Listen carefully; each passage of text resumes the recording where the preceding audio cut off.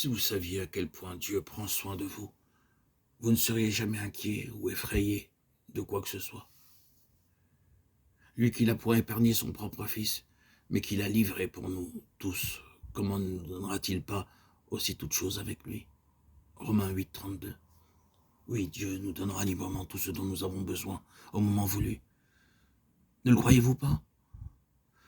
J'aimerais ici adresser une parole d'avertissement au sujet d'une fausse croyance au destin des gens qui ne connaissent pas le Dieu véritable et vivant, ni la Sainte Bible parle d'une puissance ou d'une force mystérieuse fonctionnant en dehors de Dieu.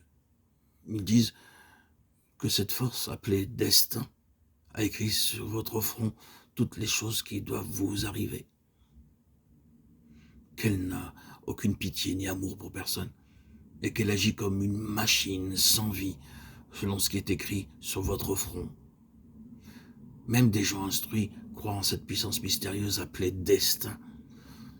En tant qu'enfants de Dieu, nous ne croyons pas au destin. Nous croyons en un Dieu vivant, plein d'amour et de compassion, qui répond à la prière et secourt ses enfants. Croire au destin détruira votre foi en Dieu et l'efficacité de la prière.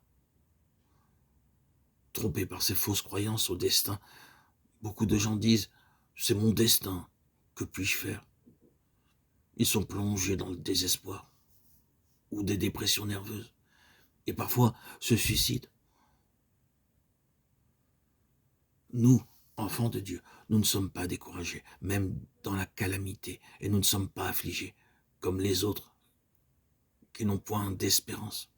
1 Thessaloniciens 4,13. Nous croyons en un Dieu vivant et plein d'amour, tout-puissant et invincible, devant lequel tout le monde et même les démons doivent trembler,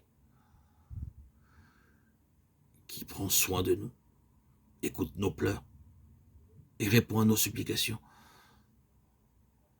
Nous vous exhortons à ne pas croire au destin. Écoutez la parole que l'Éternel vous adresse, maison d'Israël. Ainsi parle l'Éternel. N'imitez pas la voix des nations et ne craignez pas les signes du ciel, parce que les nations les craignent. Jérémie 10, 1, 2. Nous devons prier avec foi en Dieu. Il ne rompra jamais ses promesses et sa parole s'accomplira certainement. Dieu répondra à nos prières au-delà de notre demande et de notre imagination. Or, à celui qui peut faire par la puissance qui agit en nous infiniment au-delà de tout ce que nous demandons ou pensons, à lui soit la gloire. Éphésiens 3, 20, 21.